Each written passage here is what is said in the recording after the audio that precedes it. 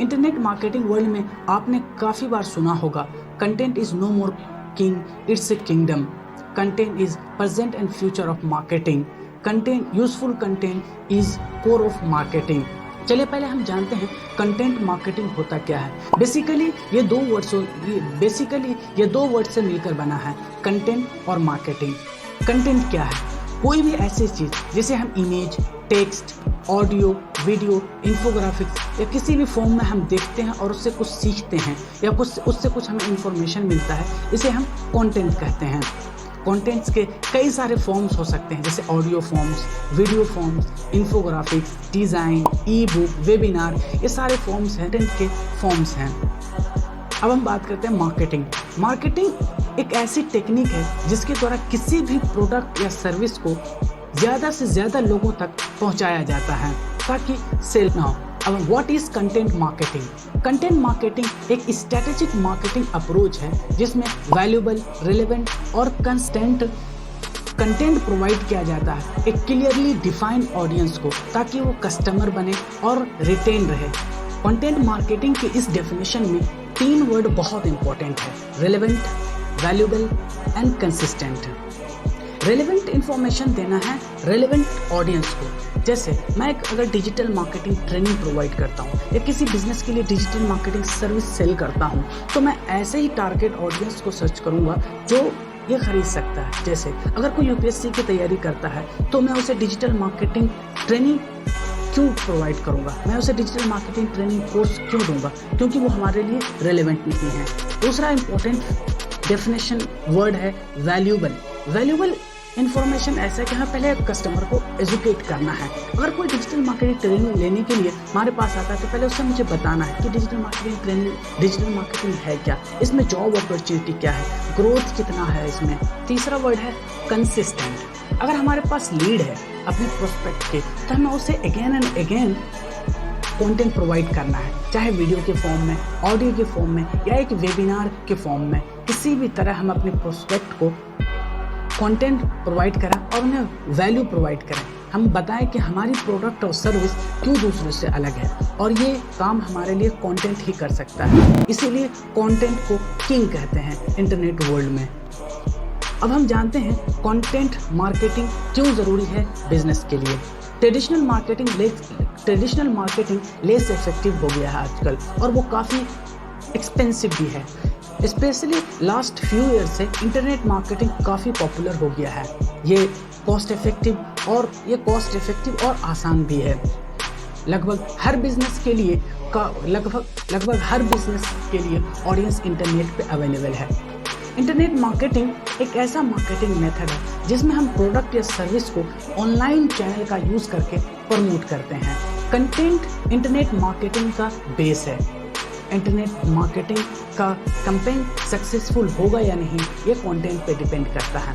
अगर कोई बिजनेस है, वो गूगल एड्स या फेसबुक ऐड चला के ट्रैफिक अपने वेबसाइट पे ले आता है। अगर वेबसाइट पे पड़ा कंटेंट ही अच्छा नहीं है तो वो ट्रैफिक उन्हें छोड़कर चले जाएंगे। बट अगर आपका कंटेंट बढ़िया है तो बिना फेसबुक, बिना गूगल ऐड चलाए आप ट्रैफिक जनरेट कर सकते हैं और उससे आपका बिजनेस बढ़ सकता है। कंटेंट मार्केटिंग के क्या बेनिफिट है? इससे सेल इंक्रीज होता है, इससे लीड जनरेशन होता है, आप अपने कस्टमर को लॉन्ग टर्म तक रिटेन कर सकते हैं, लॉयल बना सकते हैं उसे। ये कॉस्ट इफेक्टिव भी है। Role of content marketing in customers buyers journey. Customer के बायर जर्नी में कंटेंट का क्या रोल होता है, हम इस पे देखते हैं। कोई भी ऐसा कस्टमर या यूज़र नहीं है जो सुबह उठा और वो किसी प्रोडक्ट या सर्विस को जाके ख़रीद लिया। किसी प्रोडक्ट या सर्विस को ख़रीदने से पहले वो बहुत सारे रिसर्च करता है, वो कई सारी एक्टिविटीज़ करता है, लोगों से पूछता है, इंटरनेट पे सर्च करता है। यूज़र की इस एक्टिविटी को बायर जर्नी कहते हैं। कंटेंट इस बायर जर्नी में बहुत बड़ा रोल निभाता है। जैसे अगर माना कोई एक स्टूडेंट है, उसे डिजिटल मार्केटिंग ट्रेनिंग लेना है, वो वेबसाइट पे जाके ये सर्च करता है व्हाट इज़ डिजिटल मार्केटिंग या digital marketing services near me. जब यूज़र ये सर्च करता है वेबसाइट पे, अगर आपकी वेबसाइट है, आपका बिजनेस कुछ भी हो सकता है, आप डेंटिस्ट हो सकते हैं, रियल एस्टेट बिजनेस हो सकता है, या आप फिजिशियन हो सकते हैं, किसी भी, हर एक का यही मेथड होता है। जब कोई यूज़र सर्च करता है उसे उससे रिलेटेड इन्फॉर्मेशन मिलता है और वो आपकी वेबसाइट पे लैंड करता है। अगर उसे वहाँ अच्छा कंटेंट मिलता है, आप अबाउट में बताते हैं क्या है आप अपना टेस्टिमोनियल दिखाते हैं, कितने लोगों को आप आज तक सर्विस दे चुके हैं, आप अपनी फ़ी बताते हैं, हर चीज़ आपकी वेबसाइट पे अवेलेबल है, तो इससे यूज़र वो कन्विंस हो जाता है। मैं एक डिजिटल मार्केटिंग ट्रेनिंग की एग्जांपल लेता हूँ। जैसे एक स्टूडेंट है, वो वेबसाइट पे ना जाकर वो डायरेक्ट आपके ऑफिस में आता है, वो आपसे पूछता है इंटरनेट मार्केटिंग ट्रेनिंग के लिए, डिजिटल मार्केटिंग ट्रेनिंग के लिए। इसमें यह हो सकता है कि आप उसे ब्रोशर पकड़ा दें और कि ये फीस है, ये सारे मॉड्यूल्स हैं, बस। इससे क्या होगा? क्या हमने उसे सही कंटेंट दिया? बिल्कुल नहीं। कंटेंट का मतलब पहले हमें ये जानना होगा, एक अच्छा मार्केटर को पहले ये जानना पड़ेगा जो सामने वाला यूज़र वो किस फेज़ में है, क्या वो कंसिडरेशन फेज़ में है, क्या वो अवेयरनेस फेज़ में है, या क्या वो डिसीजन फेज़ में है। अगर वो अवेयरनेस फेज़ में है, वो हमसे ये पूछना चाह रहा है कि डिजिटल मार्केटिंग क्या होता है, तो मुझे ये पता लगना चाहिए कि वो अभी अवेयरनेस फेज़ में। हमें ऐसे ही कंटेंट उसे देना, अपने कुछ आप वीडियोज़ उसे दे सकते हैं, अपनी वेबसाइट का वो लिंक दे सकते हैं जहाँ ये एक्सप्लेन हो कि डिजिटल मार्केटिंग क्या है, या आप उसे खुद बता सकते हैं डिजिटल मार्केटिंग ये है। एक बार जब वो एजुकेट हो गया, अब वो सेल्स फनल के नीचे की तरफ आएगा, जो है हमारा अगला स्टेप कंसिडरेशन का। कंसिडरेशन फेज़ में हमें बस दूसरों से अलग दिखाना है कि हमारी ट्रेनिंग सर्विस अलग है दूसरों से। वो हर एक बिजनेस की एक अलग अलग पिचिंग हो सकती है। आप उसे बताइए कि जॉब अपॉर्चुनिटी क्या है इस फील्ड में, डिजिटल मार्केटिंग की करियर ग्रोथ कितनी चांसेस है, आपकी फीस दूसरों से कितने अलग है, आपके मॉड्यूल में क्या है, क्या आप लाइव प्रोजेक्ट सेशन देते हैं। इसी तरह आपने प्रोडक्ट या सर्विस की स्पेसिफिकेशंस को बताने हैं। इससे यूजर फिर वो सेल्फ एंड के नीचे की तरफ आएगा जहां डिसीजन लेने की कैपेसिटी में होगा। डिसीजन फेज में भी हमें अलग कंटेंट प्रोवाइड करना है। आप उसे प्रमोशनल कंटेंट उसे दीजिए। हे दोस्तों, हम एग्जांपल लेते हैं एक रियल एस्टेट रेंट बिजनेस की कंटेंट मार्केटिंग किस प्रकार होनी चाहिए। अगर किसी